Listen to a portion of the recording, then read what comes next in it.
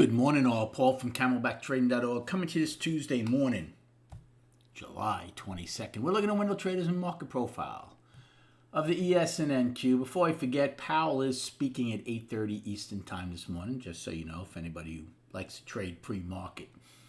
So we spoke last night about a potential island value top, right? Or island value gap.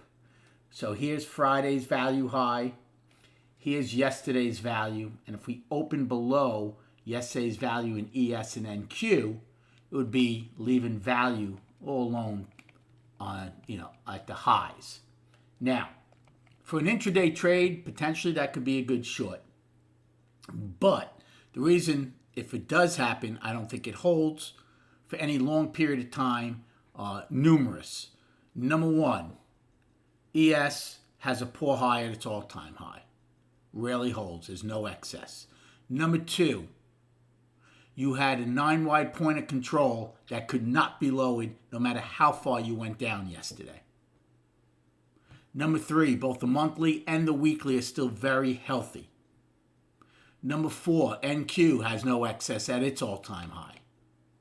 So again, everything is about odds and trading. So I'm not saying we can't have a decent trade today against value low from yesterday, but the odds of it holding for any long period of time are not good.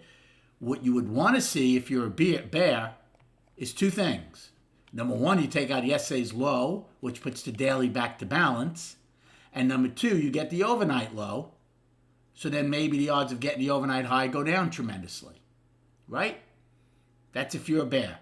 If you're a bull and you defend yesterday's low and defend yesterday's overnight low, well, guess what? If you get the overnight highs, then you have the other side of the equation that comes in now for the bulls, the 80-20 rule, where if you get into value, you'd have an 80% chance of trading at values high, which, by the way, is the all-time high. So you can see how delicate things are for both sides prior to more MGI forming. And that's why we need to wait at times.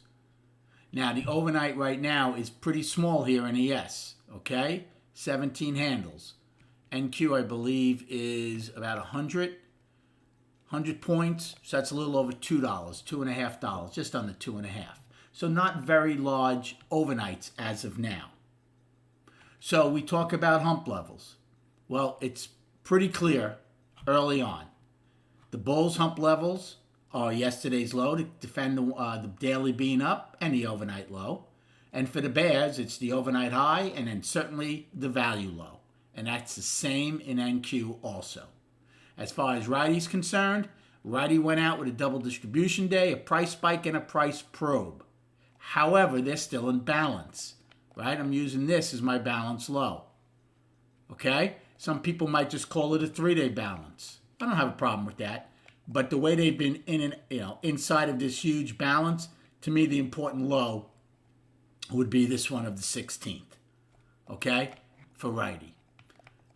So, again, that's where we stand heading towards our regular trade now is open. And then chart-wise, here's the daily. Now, it was an ugly close on the daily, but nothing's changed until you take it out. If you take out yesterday's low, we're back to balance. Okay? If that's the case, then it would become, for me, including today, a 5-day balance. Yesterday's high would be the balance high. This would be your balance low from July 16th. Thank you so much for liking and subscribing to this channel. Good luck trading today, and we'll recap at 4 p.m.